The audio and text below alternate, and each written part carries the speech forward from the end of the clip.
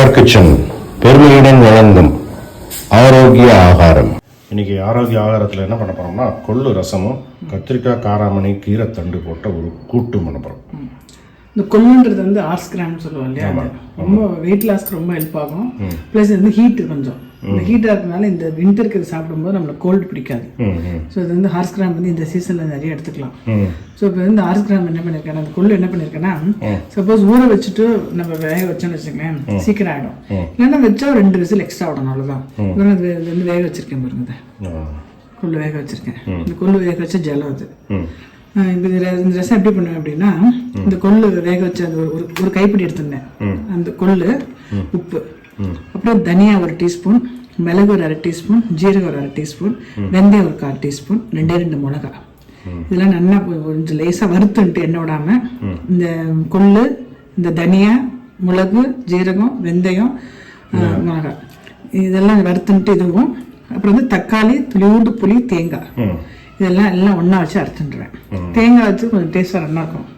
So இதெல்லாம் அரைச்சிட்டு எல்லாம் ஒன்றா விட்டு கொதி வந்தோடனே கடுகு தாளிச்சு போட்டு கருவேப்பிலை தாளிக்க வேண்டியதுதான். ரொம்ப நல்லா இருக்கும் கொள்ளு ரசம்.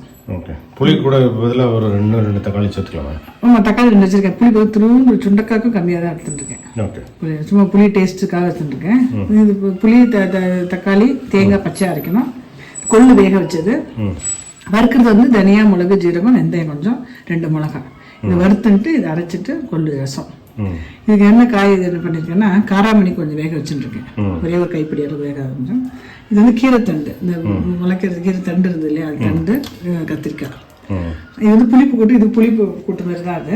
அதுக்கு வந்து புளிப்பு வேணான்றதுனால 2 தக்காளி எடுத்து வச்சிருக்கேன். ஸோ இந்த தக்காளி, கத்திரிக்காய் இது எல்லாத்தையும் ஒன்றா வேக வச்சுட்டு வறுக்கிறதுக்கு வந்து தனியா 1 டீஸ்பூன், உளுத்தம்பருப்பு 1 டீஸ்பூன், மிளகு 1/2 டீஸ்பூன், 2 மிளகாய் இதை நல்லா வறுத்துன்ட்டு தேங்காயோட அரைச்சி விட்டுருவேன். தாளிக்கிறதுக்கு வந்து கடுகு, உளுத்தம்பருப்பு, கடலைப்பருப்பு, பெருங்காயம், இது கூட்டு, கொஞ்சம் கருவேப்பிலை. ஆமாம். ரசம் வந்து கூட்டு தலைவர் இருந்தால் ஆக்சுவலாக இந்த துவரம்பருப்பு போடவே வேண்டாம், அப்படியே போகுது. காராமணி இருந்தாலும் அதுவும் நல்லா இருக்கும்.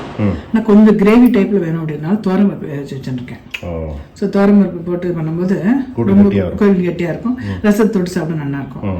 இது வந்து துவரம்பருப்பு 1 கப் வேக வச்சுருக்கேன். 1 கப்பு. ஆமாம். இப்போ வந்து நான் அடுப்பில் வந்து இது ஃபஸ்ட்டு வேக வச்சுட்டு அப்புறம் ரசத்துக்கு போகிறேன். அது நெய் காய்ச்சல் பாத்திரம் தான், அதனால் அதிலே வேக போட்டுக்கிறேன். கீரை தண்டு, கத்திரிக்காய், தக்காளி, இந்த காராமணி இன்னும் ஒரு அட்டை போட்டுருங்க. காராமணி, உப்பு, இந்த காய்க்கு தேவையான உப்பு, கொஞ்சம் மஞ்சள் பொடி போட்டுட்டு அந்த ஜலம் வேக வச்சு கூட்டு காய் வேக போட்டிருக்கேன். என்னன்ட்டு இப்போ ரசத்துக்கு வந்து வறுத்துன்றேன். வெறும் எண்ணெயெல்லாம் வெறும் வறுத்துட்டா போதும். தனியா, மிளகாய், மிளகு, ஜீரகம், வெந்தயம்,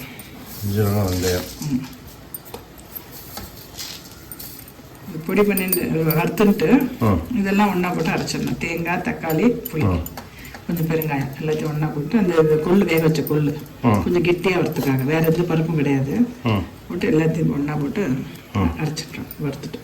ஓகே. கொள்ளு வேக வச்சது, அதில் ரசத்துக்கு தேவையான உப்பு, ஒரு துளி புளி, தேங்காய், தக்காளி கட் பண்ணிக்கிறேன். எல்லாத்தையும் நைஸாக அரைச்சிக்கிறேன். நான் அரைச்சிட்டேன், அரைச்ச வெளியில் போட்டுன்ட்டு அந்த வேக வச்ச ஜலத்தையும் விட்டுன்ட்டேன். அப்புறம் இந்த மிக்ஸி நல்லா அலமின்ட்டு அந்த ஜலத்தையும் விட்டுட்டேன்.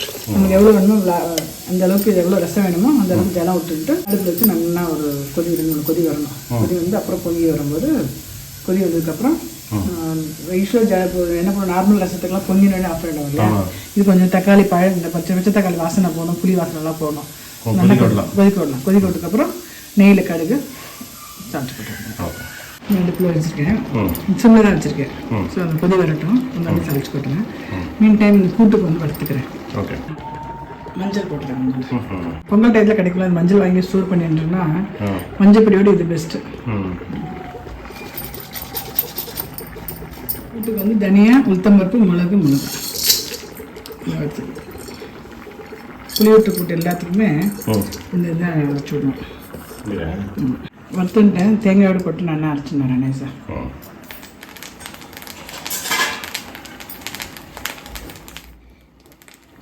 இந்த திக்னஸில் இருக்குதுங்களா ரசம். ஸோ கொதி வந்துடுத்து கொஞ்சம் கொதி வந்து தாளிச்சுட்டேன். கடுகு கருப்பையும் இதை போட்டு ரசம் எடுத்து ஓரளவு காய் வந்துடுத்து. இந்த பருப்பையும் போட்டு அரைச்ச வெய்தியும் போட்டுறேன். போட்டுட்டு அதுக்கு தாளிச்சு கட்டு கொஞ்சம் கெட்டியாக இருந்தால் அதை அப்படி கெட்டியாக பண்ணேன்.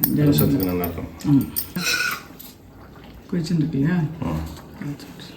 நார்மல் ரசம்னா அப்படி பொங்கி வரும்போது ஆஃப் பண்ணிக்கலாம். இது வந்து கொதிக்க விட்டணும். கடுகு உளுத்தம் பருப்பு பெருங்காயம் கடுகு கடுகு உளுத்தம் பெருங்காயம் கடுகு கடுகுல வந்து ஆரம்பிச்சு கடுகுலேயே முடிச்சவ நீ. கருவேப்பிலை நல்லா ஆட்டும். கூட்டுக்கு அரைச்சி எழுதி விட்டுட்டு